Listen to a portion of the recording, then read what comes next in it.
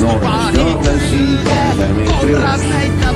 Kolmas ajaga 23,70 sekundit Tartu Spordikeskuse esindaja Karl Kalevan.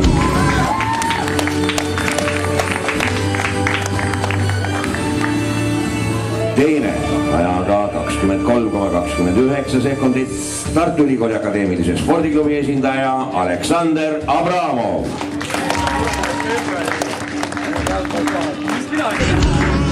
Teiste gruppi võitja ajaga 23,4 sekundit Tallinnast